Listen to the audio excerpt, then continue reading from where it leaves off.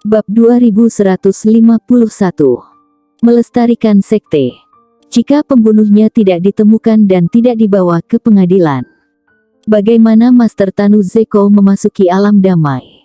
Grey Z berkata dengan ringan. Penatua Rangga Zeko, saya tidak berpikir Anda menginginkan hal seperti ini. Penatua Rangga Zeko memucat dan tidak berbicara, menatap Grey Z diam.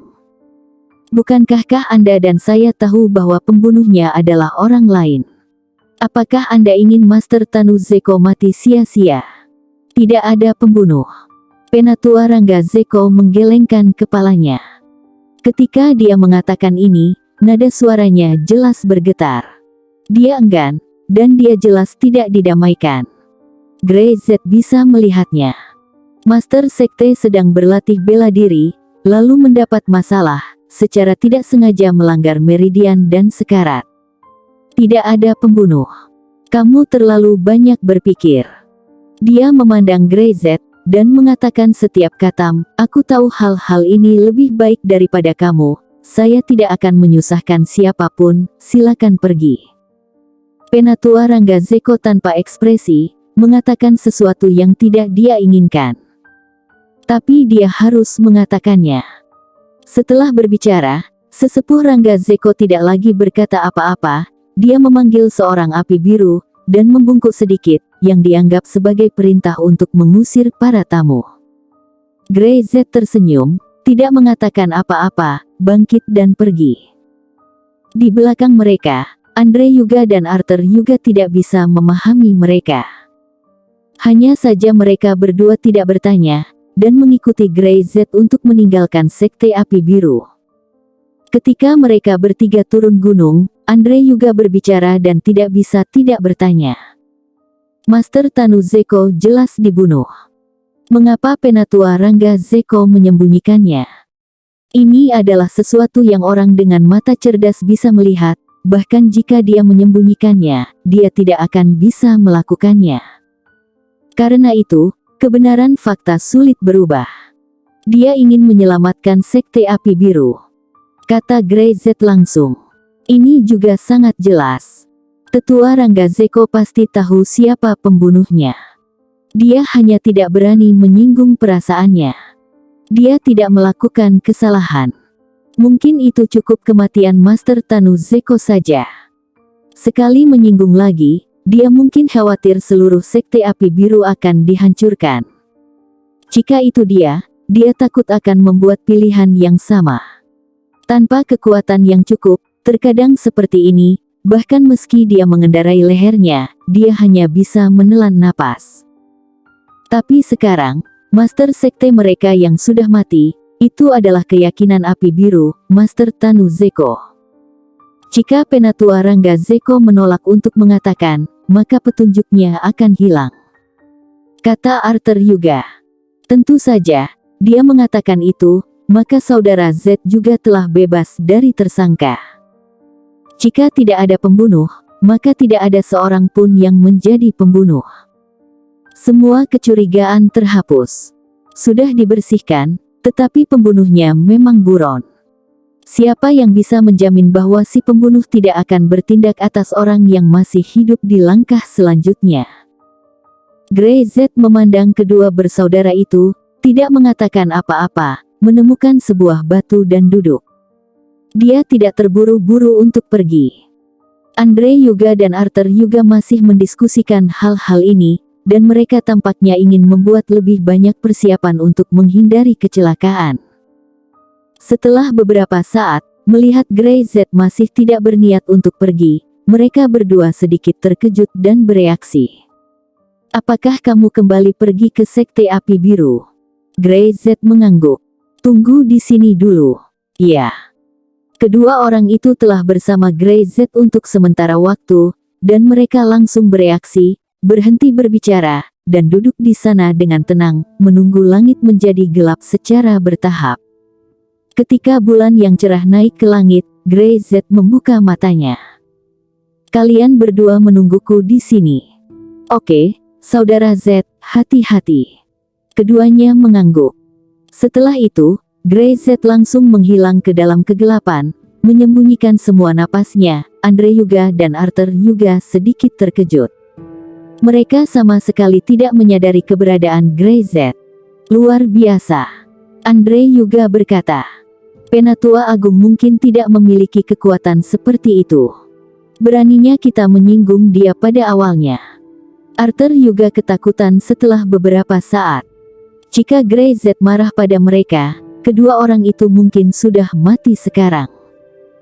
Untungnya, Grey Z tidak peduli dengan kedua dari mereka. Untuk pertama kalinya, mereka merasakan betapa bahagianya menjadi seorang anak yang tak dianggap kekuatannya.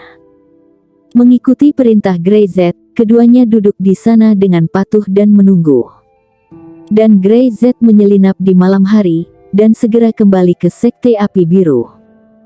Di depan aula berkabung, tidak ada orang lain, hanya Penatua Rangga Zeko, yang menjaga roh itu sendirian.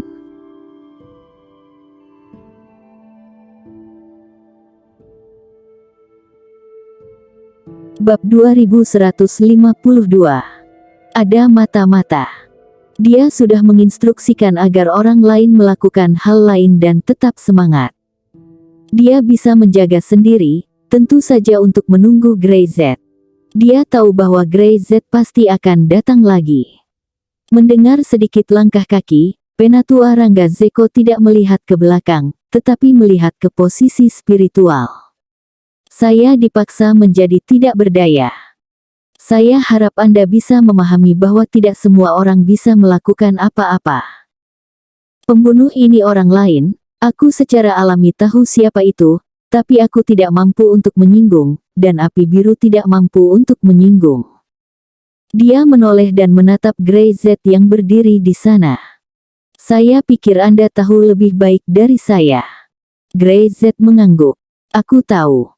Aku di sini bukan untuk memaksamu, apalagi memintamu melakukan apapun. Urusan Sekte Api Biru diselesaikan oleh Sekte Api Biru sendiri. Aku hanya ingin memberitahumu satu hal. Dia memandang Tetua Rangga Zeko.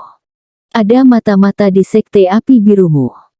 Ekspresi Tetua Rangga Zeko berubah, seolah memikirkan sesuatu, menatap Grey Z, matanya langsung menyusut. Jaga dirimu sendiri. Setelah berbicara, Grey Z berbalik dan pergi tanpa mengucapkan sepatah kata pun. Langkah kaki sudah pergi dan menghilang. Penatua Rangga Zeko berlutut di depan aula berkabung, matanya semakin tajam. Mata-mata. Ada mata-mata dalam Sekte Api Biru, dan dia sudah lama curiga bahwa rute mereka untuk meninggalkan kamp ditentukan sementara oleh Master Tanu Zeko, bukan jalan yang biasa mereka ambil. Bagaimana bisa bocor? Pasti ada mata-mata yang membocorkan keberadaannya agar para pembunuh bisa menyebar. Seseorang menyerang murid hari itu, dia segera bergegas untuk membantu, sebelum melihat Master Tanu Zeko terbunuh. Dia selalu menyalahkan dirinya sendiri. Orang yang menyerang dan membunuh murid-murid Sekte Api Biru. Penatua Rangga Zeko menggertakkan giginya, wajahnya menakutkan, penuh dengan aura pembunuh. Itu adalah anggota Sekte Api Biru sendiri. Apalagi yang bisa terjadi selain kemungkinan ini? Dia menarik napas dalam-dalam dan melihat altar spiritual Master Tanu Zeko. Master Sekte, Anda katakan, apa yang harus saya lakukan? Anda menyerahkan Sekte Api Biru kepada saya tidak dapat mengabaikan semuanya. Ini adalah tanggung jawab terbesarnya sekarang, balas dendam, untuk melestarikan fondasi Sekte Api Biru. Kenapa dia tidak ingin balas dendam? Dia ingin melawan si pembunuh sampai mati, tetapi bagaimana dengan kelangsungan sekte? Penatua Rangga Zeko berlutut di sana, menghela nafas dalam-dalam, masih berjuang di dalam hatinya. Langit berangsur-angsur cerah. Dia terjaga sepanjang malam. Pagi-pagi sekali, semua murid tiba dan melanjutkan doa untuk Master Tanu Zeko. Tetua Rangga Zeko, itu tidak baik. Di luar pintu, seorang murid berlari dengan ekspresi panik. Sesuatu telah terjadi. Dia lebih cemas dan takut. Ada apa? Penatua, 5 sekte lainnya. Semuanya mengalami kecelakaan. Murid itu berlutut di tanah, suaranya bergetar. Sekte Delapan Pedang, Busur Angin, Sekte Api Hitam, Sekte Pintu Langit, dan Sekte Tangan Besi, tetua dan master sekte mereka semuanya tertangkap. Apa yang kamu katakan? Penatua Rangga Zeko dan yang lainnya terkejut, kamu bisa menjelaskannya. 5 sekte besar meninggalkan Sekte Gunung Hijau hari itu, menghadapi penyergapan di kaki gunung, semua diracuni dan kehilangan kekuatan untuk melawan. Penatua Rangga Zeko terkejut, bagaimana hal seperti itu bisa terjadi? Mungkinkah orang itu tidak hanya ingin berurusan dengan Sekte Api Biru, tetapi juga ingin membunuh ke-6 sekte sekaligus? Tapi tiba-tiba, dia merasa ada yang tidak beres. Tidak. Wajah Penatua Rangga Zeko tenggelam. Apa yang saya tidak tahu, bagaimana Anda tahu? Dia tidak menyelesaikan kata-katanya, murid yang berlutut di sana tiba-tiba berubah menjadi mengerikan, dan tiba-tiba mengangkat tangannya. Sebuah belati jatuh dari lengan bajunya, memegangnya erat-erat di tangannya, dan menikam perut tetua Rangga Zeko dengan keras. Puff! Penatua Rangga Zeko tidak bisa bereaksi, dan meskipun dia mencoba yang terbaik untuk menghindarinya, dia masih tergores. Kamu mencari kematian. Dia meraung, dan tinju berlian menghantam kepala muridnya itu.